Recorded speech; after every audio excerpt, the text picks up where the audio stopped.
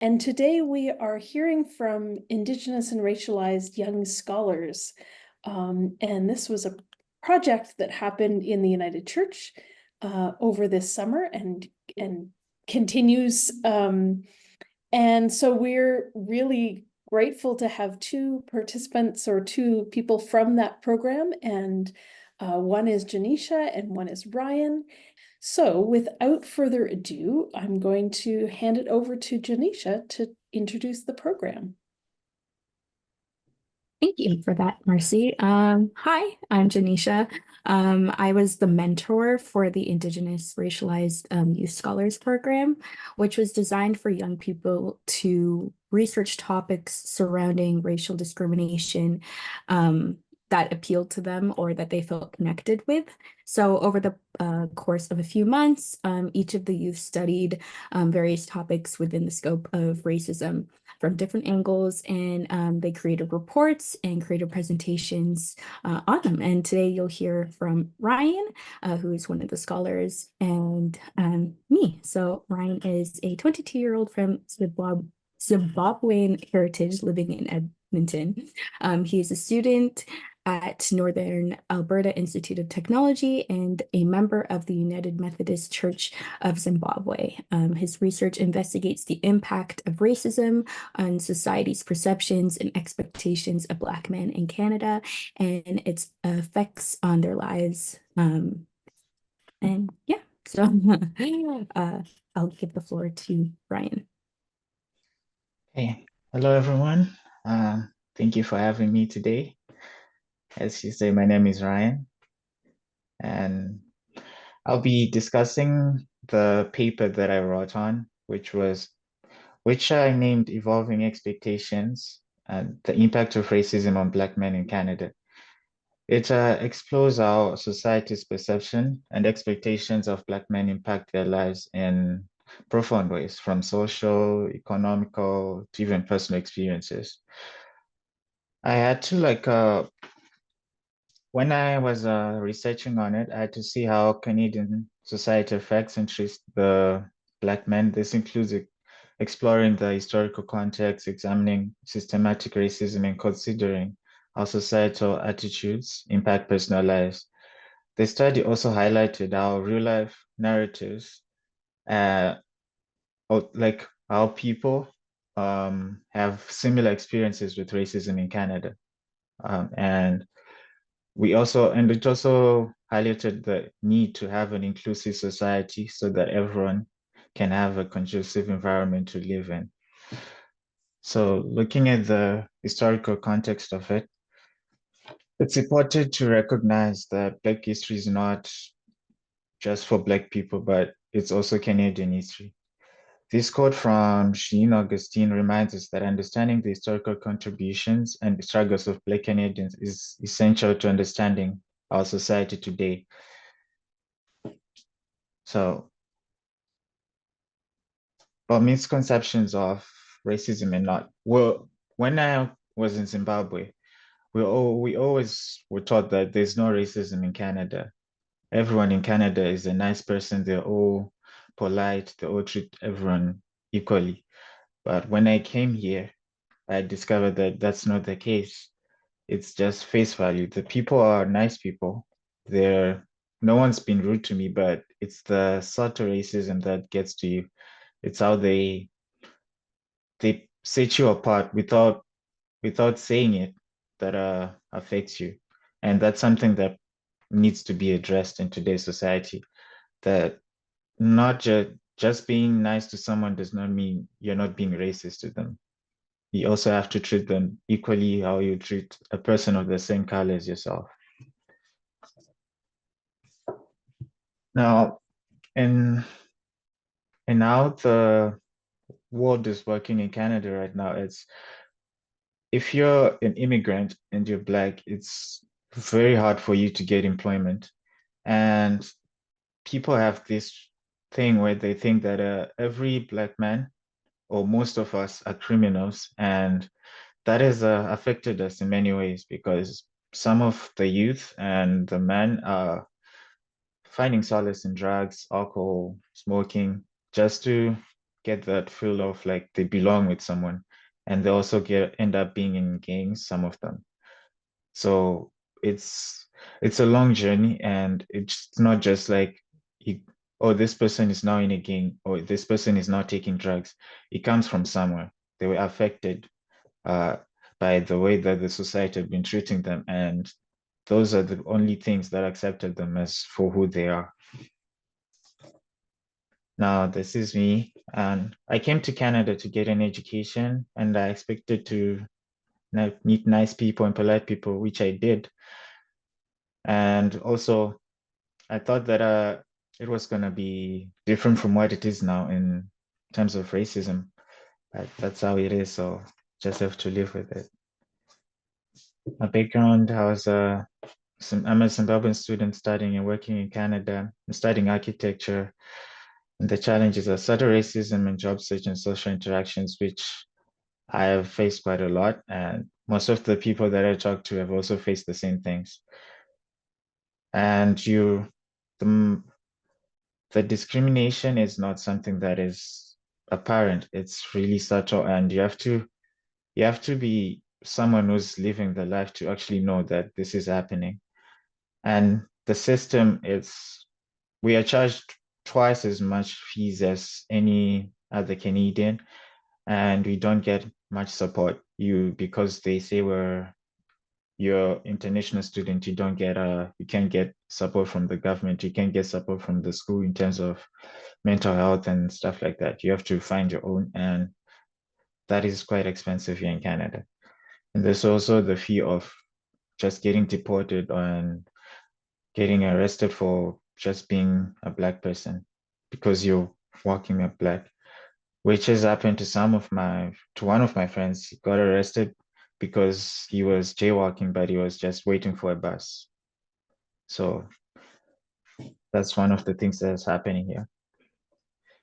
And this is some of the people that I asked about the experiences.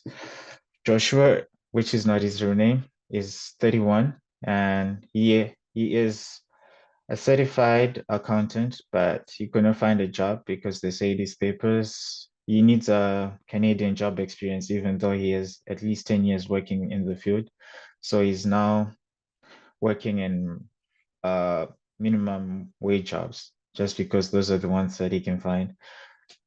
David is also an older person. He's 50 something years old. And when he came here, he said he experienced quite a lot of racism, and these experiences are quite similar to mine and Lee's, who is also 22.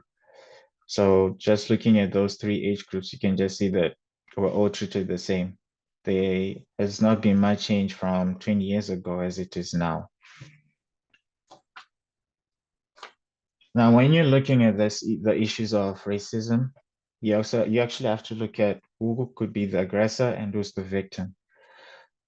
In this case, the aggressor would be the system itself, like the government, the businesses, the companies, and white supremacy. And then the victim would be mental health, your independence, your family, your financial independence, your values to society. So we have to look at those things and see where we fit into all of it. Now, the implications of racism are quite high because they affect society as a whole. Because if a certain part of your populace is not working to its full potential and is not being happy, it's going to show in your society. There's going to be something that's going to be wrong always. And this also affects the economics of an individual and also of the society as well.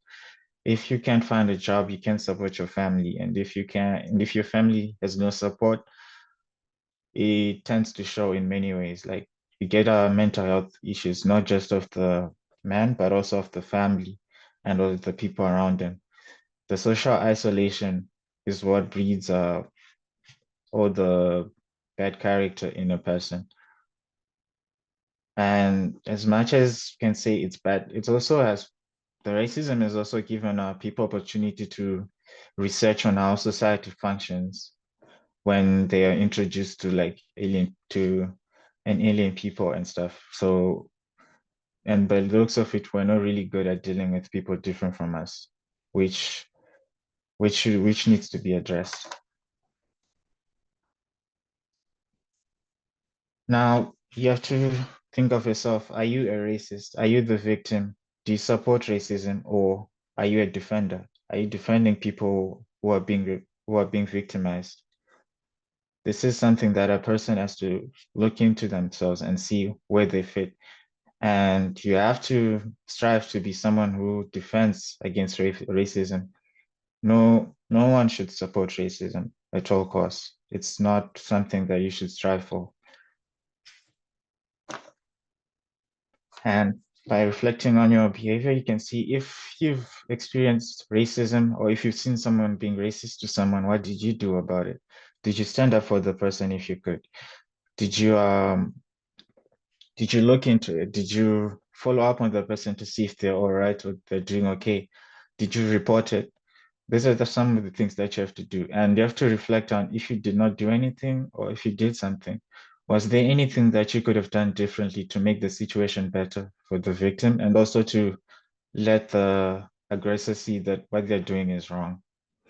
These are the things that you have to look into every time that you experience racism or anything that goes on in society, to be honest. You just have to be someone who actively tries to make the situation better for everyone. Now, what can victims do when they face racism? And the current institutions and the systematic racism that is there is not much you can do. And also, depending on the situation, you can involve the police. But if the police are the ones who are harassing you, then you can seek help from professional groups such as United Church of Canada. You can go for therapy. You can also find the help of the activists in your society. Those can be really your pillars of strength, and they can help you go through the stuff that you're going through. No one has to go through anything all by themselves. You need help from everyone else. So now this is the artwork that I did on my research paper. I took inspiration from the word negus, which means king in the Ethiopian language. It's the word that was but that was butchered by the whites until it meant something else this day. And if by just looking, you can see that either people, because of this, it caused drug abuse. You go into debt, you're drowning in debt. There's heartbreak everywhere. There's crime. You don't know who you are. There's mental issues that you're facing. All those stuff. It's what's affecting the society these days. Yeah. So that is what I researched on, and could see that racism in Canada is both pervasive and complex, and it affects everyone. It's affecting every aspect of life. The difference is the way that it affects everyone is some are on the bad side of it and some are on the good side of it. Some are benefiting from racism and most of us are not. So what we have to work towards is getting everyone up onto the tables of power. Like every group should be represented and everyone's issues should be heard. And we should find ways to work together to go through this life as one people.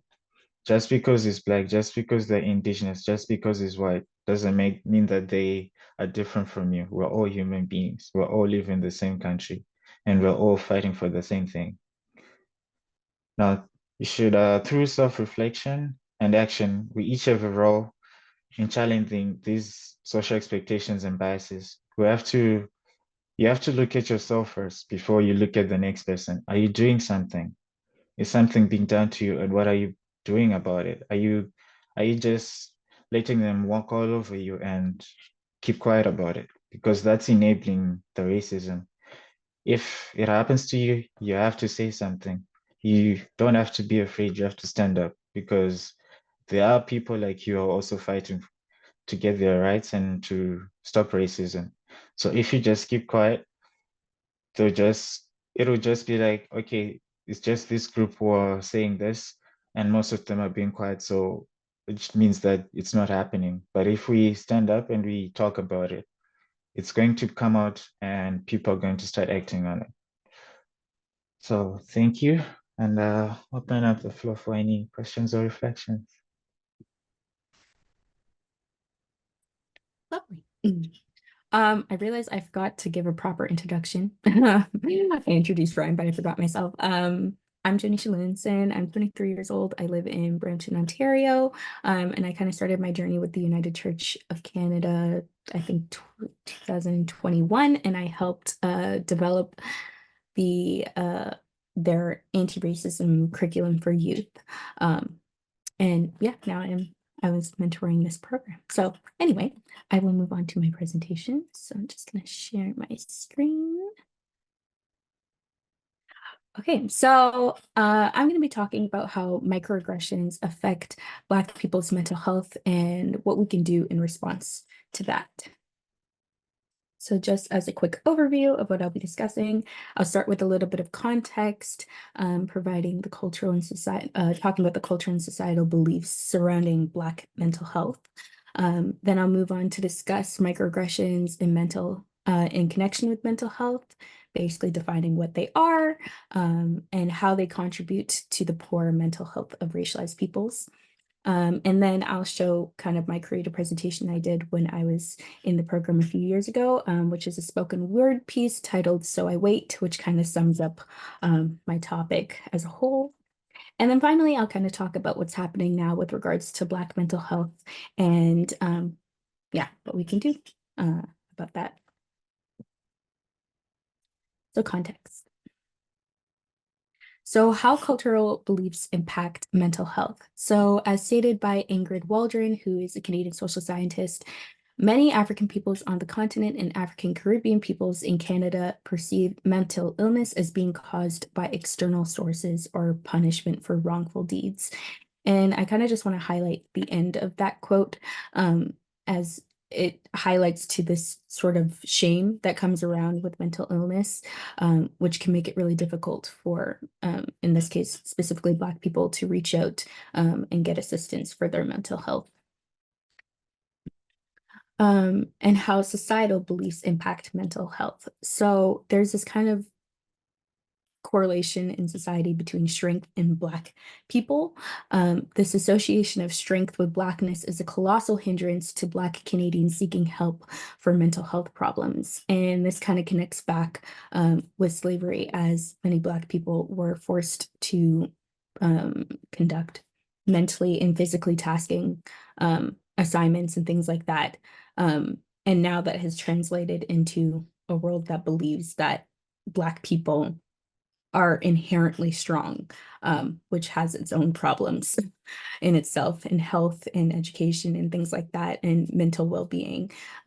Black men are taught to be strong, and that often means keeping their feelings to themselves, which contributes to another reason why Black people tend to find it really difficult to reach out for mental health support. So microaggressions and mental health. So this connects with microaggressions. So microaggressions, if you're not aware, they are statements, actions, or incidents regarded as indirect, subtle, or unintentional discrimination against members of marginalized groups such as a racial or ethnic minority. And to just better highlight this, to get a better sense of what this is, I just wanted to provide an example. So the example I have here is getting asked the question, where are you really from? Emphasis on the really part. So you may be thinking, oh, well, I asked this question just because I'm genuinely curious about where someone is from, what their ancestral backgrounds are. But to others, this question is aimed at confirming that the racialized person isn't inherently from here being Canada or a westernized country. It's rooted in the belief that racialized people should identify with their ancestral place of origin, even if they're far removed from it. So an example of this would be that when I get asked this question, I'll say, oh, I was born in England, but I was raised in Canada. And then they'll say, okay, but like, where are you really from? Like, where are your parents from? And I'm like, they were also born and raised in England. And basically this line of questioning just continues until I say a place that satisfies the perception that they have in their head. They're waiting for me to say Africa. They're waiting for me to say the Caribbean. They're waiting for me to say Jamaica. All these places that they have in their heads that, oh, this person must be from that place because they look like this. So the underlying thoughts of this question really are, you don't belong in this country and you look like you should be from here, which is just making a lot of assumptions. So how microaggressions and how they affect your mental well-being. So as stated by Lisa Coley, exposure to everyday racism and discrimination is a powerful source of psychological distress for Black Americans. And I bring this up because it's that everyday racism. It's those microaggressions. It's those things, those covert acts of racism that you face daily, that it's not like large, maybe deadly sorts of racism, but it's the things that kind of hit you every day. So racial discrimination is known to erode mental health with depression, tension, and rage against racism being the common reasons that Black Americans tend to seek psychotherapy, or rather should seek psychotherapy, but find it difficult to sometimes. So now I'm going to share my spoken word piece. I wrote this after doing some interviews during my research project, just hearing about other people's experiences with how mental health was dealt with and talked about in their churches, their experiences, as well as my own experiences when it came to mental health and being a Black person living in Canada and all those things considered. So this piece reflects the trauma that's passed down from generation to generation due to anti-Black racism. Hi, I'm Jonisha Lewinson, and this is my piece titled, So I Wait. You say that I've been cursed. You say that I've been cursed and that there's a demon living inside of me. You say that I've been cursed and that there's a demon living inside of me because I choose to keep it there. You say that I've been cursed and that there's a demon living inside of me because I choose to keep it there, but you can help me.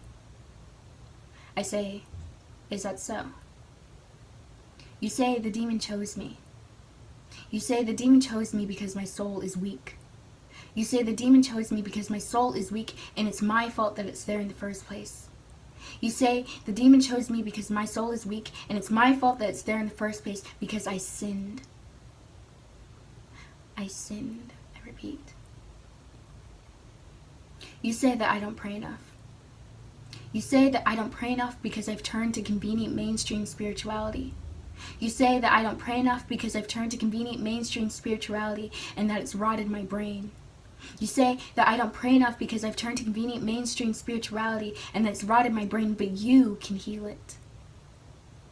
Okay, how? You push me to my knees. You push me to my knees, bow my head to the cross. You push me to my knees, bow my head to the cross, bind my hands to the Holy Bible. You push me to my knees, bow my head to the cross, bind my hands to the Holy Bible, and scream, repent. I scream. You say, ask God for forgiveness. You say, ask God for forgiveness, for my soul is tainted. You say, ask God for forgiveness, for my soul is tainted, and I have brought this upon myself. You say, ask God for forgiveness, for my soul is tainted, and I have brought this upon myself, and now He is the only one who can fix it. Help me, I whimper.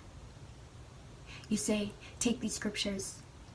You say, take these scriptures and study them. You say, take these scriptures and study them day in and day out, for they are my only hope. You say, take these scriptures and study them day in and day out, for they are my only hope, and they will save me.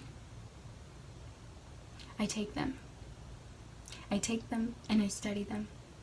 I take them and I study them day in and day out, for they're my only hope. I take them and I study them day in and day out, for they're my only hope, and they will save me.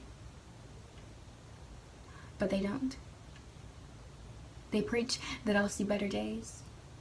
They preach that I'll see better days and that God has a plan for me. They preach that I'll see better days and that God has a plan for me, and I just need to wait. They preach that I'll see better days and that God has a plan for me, and I just need to wait for Him to answer. So I wait. I wait and I sit and I wait. I wait and I sit and I wait for Him to answer as the days go by, as the months go by, as the months turn to years and the years turn to decades, and the decades seem to resemble something that looks more like a blur than a lifetime that I once knew. Oh, the days, the days, the days. You tell me to look forward to the days ahead, but I'm still stuck in the days behind while trying to get through the day that is today. Today I struggled. Today I felt the weight of the world on my shoulders sink deep into my bones, past my soul, and straight into my heart. I felt my anxiety and worries collect into a ball and lodge in my gut. I watched through glossy eyes as the sky passed by and my people stood high with smiles on their faces. And I wonder,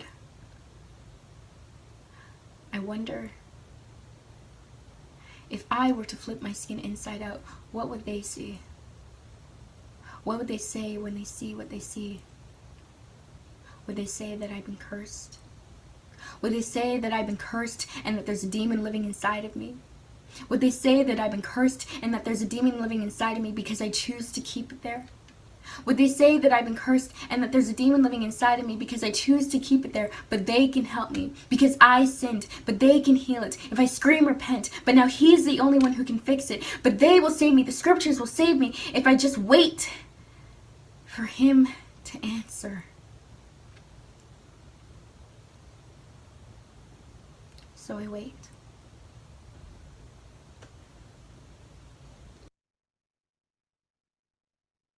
So with all that said, what is happening now?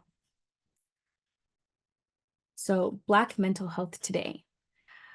Experiencing systemic discrimination and microaggressions are social stressors that increase the risk of negative physical and mental health.